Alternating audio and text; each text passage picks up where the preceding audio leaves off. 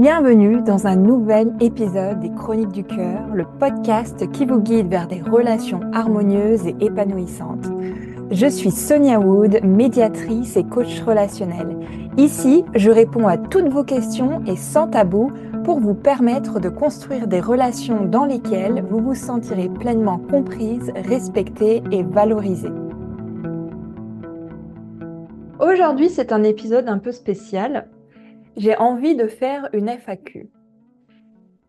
Une FAQ parce que dans les podcasts, on a rarement l'occasion de vraiment connaître la personne qui est derrière le micro et donc derrière ces courts épisodes de quelques 20 minutes, j'ai envie de vous proposer une FAQ pour vous permettre de savoir un peu plus qui je suis, surtout mon parcours et ce qui me donne envie en fait de faire cette carrière de médiatrice et de conseil relationnel, du conseil. Je dirais déjà, alors avant toute chose, avant que je commence les questions, je dirais, c'est pas du conseil, parce que je ne me permets pas de conseiller quand je ne connais pas la complexité de la situation. Mais par contre, je donne un avis, je donne un point de vue, je donne une guidance peut-être qui peut apporter des bonnes questions, peut-être parfois des réponses, mais dans tous les cas, qui va vous permettre d'avoir les bonnes questions à vous poser. Donc, pour commencer, la première question, je vais faire d'abord le côté un peu personnel, professionnel, pardon, et ensuite je viendrai sur le côté un peu plus perso. La première question, c'est pourquoi, quel métier, pardon, exerçais-tu avant d'être à ton compte? Alors, avant d'être à mon compte en tant que médiatrice, je travaillais dans la chimie, j'ai fait une classe prépa, j'ai fait ensuite une école d'ingénieur avec une spécialité en chimie analytique et je suis partie ensuite faire mon premier emploi était en Allemagne. En fait, je suis restée en Allemagne pour travailler pendant à peu près 6 ans dans différentes industries, industrie automobile, industrie des gaz, huile, etc. Donc, c'était ça, la base de tout, c'était la chimie. Ensuite, comment es-tu devenue médiatrice et qu'est-ce qui t'a donné envie de le devenir? Le fait de devenir médiatrice, c'est pas forcément quelque chose que j'avais en tête depuis toujours. Et c'est une accumulation, je dirais, de mauvaises expériences professionnelles qui m'ont menée sur cette voie-là.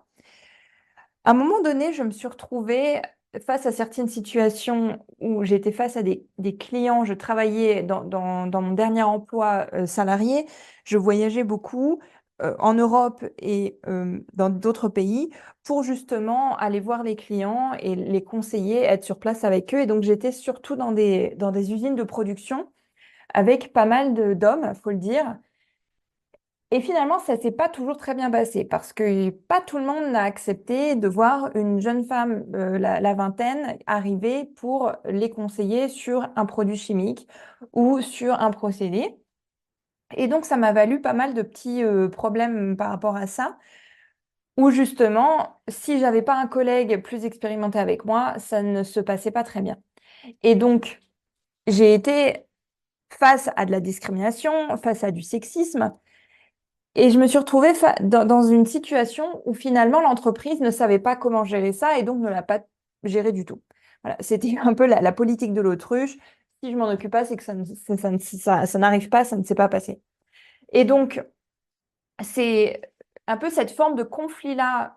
Ça arrive une fois, bon, pas de chance. 2 fois, dire, ah, mais quand même, voilà. 3 fois, là, on pose vraiment des questions. Et donc, c'est cette forme de conflit un peu latent, un peu dont personne ne parle, qui m'a poussée à justement aller sur le terrain sur le terrain de,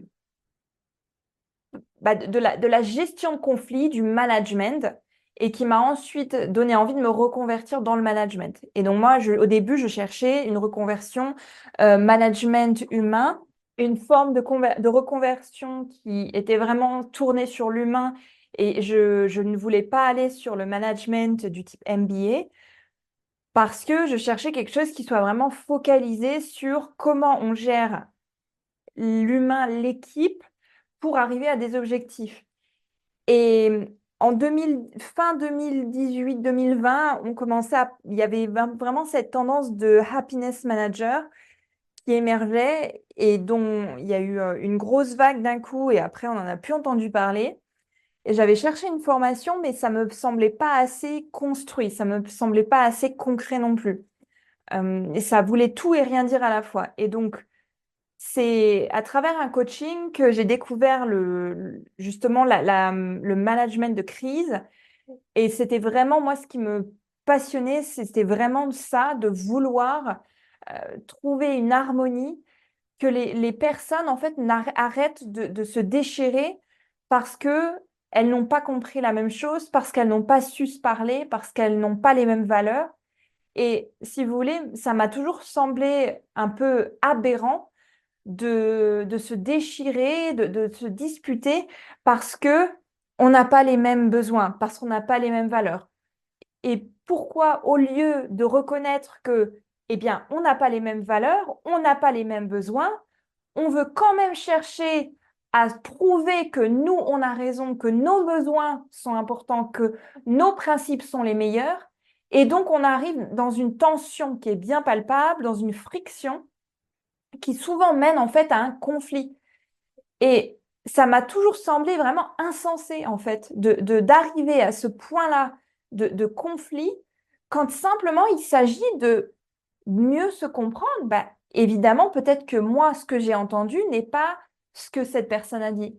Ce que ma voisine a entendu n'est peut-être pas ce que moi j'ai dit. Et donc, il y a vraiment ce langage-là qui est à réapprendre, tout comme on apprend l'espagnol, on apprend l'anglais, on apprend l'allemand, on apprend l'italien, on apprend des langages pour comprendre d'autres personnes, eh bien, même si on parle tous le français, on ne se comprend pas de la même façon selon la façon dont on dit les choses. Et donc, pour moi, il y a une langue ici qui est à réapprendre pour se parler, pour se comprendre sans avoir besoin justement de se frictionner, de se battre l'un les autres, de se blâmer. Voilà. Il y a vraiment pour moi cette volonté de réapprendre le langage et d'aider mes clientes à le faire dans leur couple. Euh, et donc, je suis devenue médiatrice suite à ça. En recherchant une formation de management de crise, je suis tombée en fait sur cette formation de 9 mois pour devenir médiatrice. Donc, c'est une certification sur 9 mois que je faisais en parallèle de mon emploi à temps plein à ce moment-là. Donc, le week-end, je faisais ma formation et en semaine, j'allais voir les clients. Et il y avait des jeux de rôle, il y avait des mises en pratique, mises en situation. C'était très, très intense. Pendant 9 mois, ça a été vraiment intense et poussé. Ça a été inconfortable aussi parce qu'il y a eu une remise en question comme toute formation d'accompagnant. Il faut pouvoir soi-même se remettre en question, soi-même un peu fouiller là où il y a besoin de libérer les choses. Et c'est comme ça qu'en fait, je suis devenue médiatrice à la base. Évidemment, en m'expatriant aux États-Unis, je suis devenue médiatrice une deuxième fois, si je puis dire, parce que en arrivant dans l'État du Texas, alors ce n'était peut-être pas obligatoire, mais c'était fortement beaucoup recommandé, on va dire, de faire la formation qui est typique pour l'État du Texas de 40 heures pour justement avoir un peu les bases, déjà réapprendre, ça fait jamais de mal, mais aussi avoir les bases des lois et de l'éthique de l'État du Texas. Parce que aux États-Unis, autant en Allemagne, la certification de médiation est valable partout en Allemagne, autant, et en France aussi d'ailleurs, autant aux États-Unis, la certification dépend de l'État dans lequel on est.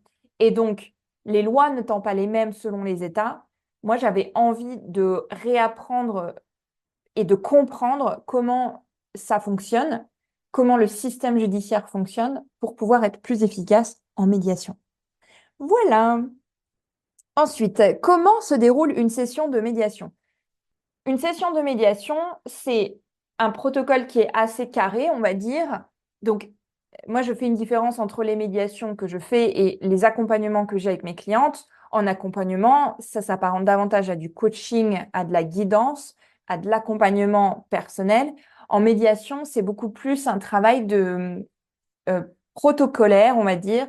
On a un certain cadre avec certaines règles à respecter parce que pour que les personnes arrivent à discuter et on n'ait pas cette situation où les personnes se coupent sans arrêt, ce qui arrive souvent quand on est en désaccord avec quelqu'un, on se coupe l'un et l'autre ou on hausse le ton, parfois il y a des personnes qui s'insultent. Et donc pour éviter ça et permettre à la médiation d'avancer de façon constructive, on a ce cadre un peu carré avec certaines règles de base, on va dire. Finalement, c'est des règles de bon sens entre vous et moi, c'est des règles de bienséance, mais on les rappelle quand même à chaque fois parce que c'est souvent oublié quand on est en plein milieu du conflit, on est en plein milieu des émotions, c'est souvent, ça passe à la trappe, autant le dire. Et donc, moi, je propose des séances de coaching au préalable avec chacune des personnes séparément pour justement rappeler voilà, les principes même de la médiation et puis aussi voir avec chaque personne, est-ce qu'il y a des points qui risquent d'être un peu bloquants, est-ce qu'il y a des points un peu plus sensibles et de mettre en place des stratégies, des techniques qui permettent, si on aborde un point un peu sensible, qui permettent de s'autoréguler. Et donc, ça, c'est important. Ensuite, on a la médiation qui dure 2 heures, 4 heures, ou voire même plusieurs sessions de 4 heures ensemble. Moi, je ne fais pas des médiations de 6 heures, à moins que ce soit particulier, mais je préfère faire 2 fois 3 heures ou 2 fois 4 heures plutôt qu'une fois 6 heures pour garder le focus et la concentration, déjà moi, mais aussi des personnes qui viennent. Évidemment, il y a des pauses, hein, c'est pas non plus on s'assoit pendant 5 heures à discuter, mais il y a des pauses. Mais il faut pouvoir voilà, rester quand même focus et concentré. Et ensuite, souvent, quand les personnes trouvent un accord, on arrive à la rédaction d'un accord de médiation qui a une valeur légale et qui ensuite est retransmise au juge, à la cour. Si il y a eu pas toutes les médiations ne sont ordonnées par le juge, mais si la médiation a été ordonnée par un juge, le contrat, l'agrément, disons, de médiation est ensuite redonné au juge pour le jugement final. Ensuite, comment restes-tu focus pour ne pas te laisser bouffer par les conflits des autres? Je pense que c'est une question qui est difficile et pourtant très pertinente. Quand on fait le métier de médiation, il faut avoir une vision et je pense, je ne sais pas si ça fait partie des métiers passion, mais il faut avoir quelque chose, un moteur qui va au-delà de soi. On ne peut pas faire de la médiation juste parce que c'est fun ou parce que c'est sympa. Il y en a peut-être qui le font. Moi, c'est pas ma vision parce que j'ai d'autres choses à faire dans ma vie que de m'occuper des problèmes et des disputes de tout le monde, honnêtement. Et donc, il y a vraiment derrière une vision, une envie d'apporter quelque chose. Le, le fait pour moi de vouloir contribuer à quelque chose de plus harmonieux, c'est mon moteur, c'est ce qui me donne envie. Et finalement, c'est ce qui, malgré les difficultés que je peux rencontrer en médiation, c'est ce qui me donne toujours l'envie de continuer à en faire. C'est vraiment ce moteur-là et je me raccroche à ça dès que possible, dès que besoin. Et donc, ce qui me permet de rester focus, ça va être ma vision. Ça va être de me dire, mais pourquoi je fais ce que je fais? Pourquoi je suis assise là à écouter les personnes se blâmer les unes les autres, à se reprocher des trucs à chaque fois? Et je sais ce que j'ai envie d'apporter, je sais ce que j'ai envie de transmettre, je sais ce que j'espère pouvoir apporter. Évidemment, ça demande, au-delà d'avoir une vision, ça demande d'avoir une forte régulation de ses propres émotions. Et moi, ma technique, quand je rentre en médiation, je ne suis pas la personne que je suis en dehors. Ça veut dire quoi? Ça veut dire que je me mets dans une bulle et je suis Sonia médiatrice. C'est tout.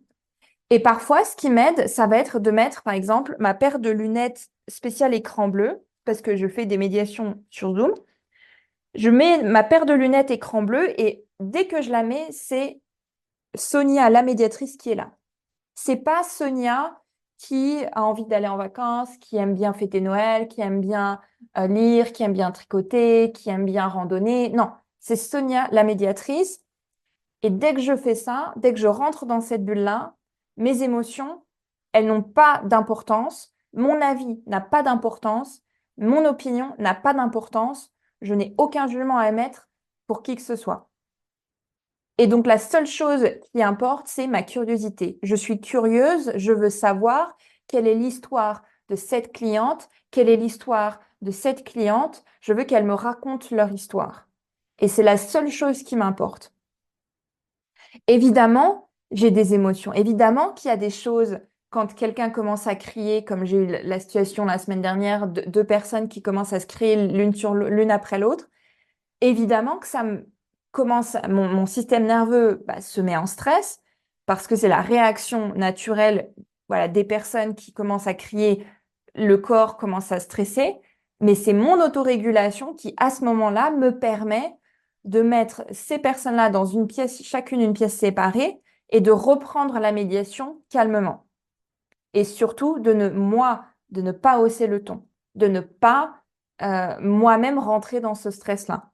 Ça, c'est de la régulation, de l'autorégulation.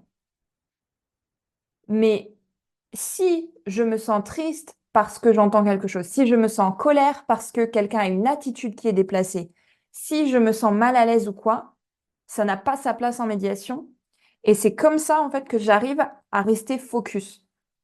Évidemment, une fois la médiation terminée, je m'occupe aussi de mes propres ressentis, comment moi je me suis sentie dans cette médiation. Est-ce qu'il y a des points qui demandent à être retravaillés? Est-ce qu'il y a des choses qui m'ont un peu déclenché? Et du coup, ça peut être intéressant de regarder ce que c'est et d'où ça vient et pourquoi, pour que la prochaine fois, ça ne soit pas le cas. Et évidemment, après chaque médiation, moi, je prends 1 ou 2 heures de repos pour faire autre chose, parce que j'ai besoin de laisser aller la chose. Voilà pour cette question. Ensuite, autre question. Est-ce difficile de créer son entreprise aux USA? Alors non, non, ça n'est pas difficile.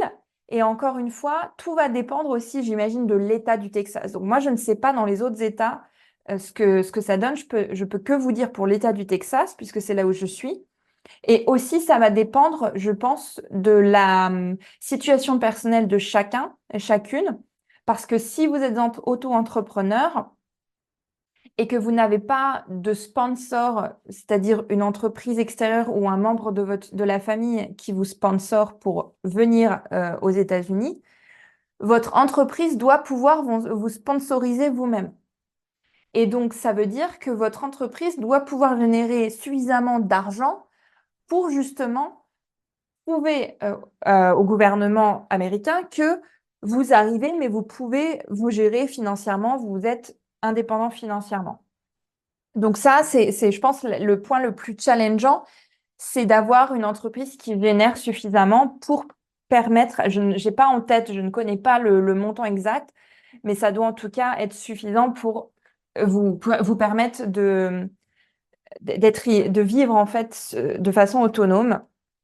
Dans mon cas particulier, vu que mon mari est américain, c'est lui qui m'a sponsorisé entre guillemets pour le titre de la carte verte. Et donc d'avoir la carte verte, c'est ce qui m'a permis de pouvoir créer mon entreprise. Et ça a été très simple. Il faut en fait juste payer. Alors, c'est peut-être moins évident qu'en France, mais en tout cas, c'est relativement simple. Il fallait payer un certain montant pour processer les documents. Et ensuite, c'est tout. Ensuite, il faut juste déclarer tous les ans comme en France, finalement. On déclare nos revenus, etc. Et c'est tout. Ensuite, comment améliores-tu ta pratique de médiation en étant à ton compte? Est-ce que tu continues à apprendre chaque année? Alors oui, forcément et nécessairement. Là, par exemple, cette année, je fais une formation supplémentaire pour la médiation familiale. La pratique, certes, on pratique en ayant les clients, etc. Mais en fait, c'est hyper important et d'où aussi mon implication dans l'association de médiation ici au Texas et de faire partie de l'assemblée de direction.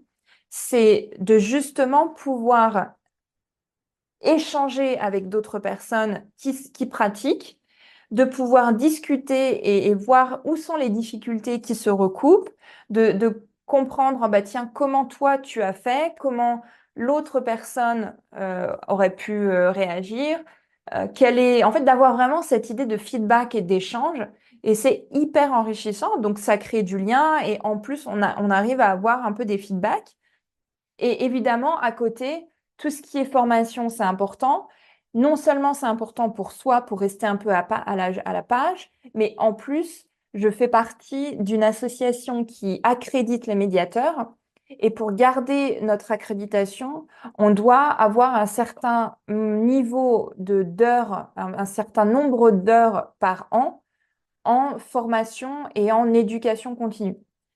Et donc, pour conserver cette accréditation, je suis menée à faire justement des formations, ou regarder des webinars, lire des livres, écouter des audios, etc. Je dois continuer à me former aussi pour ça.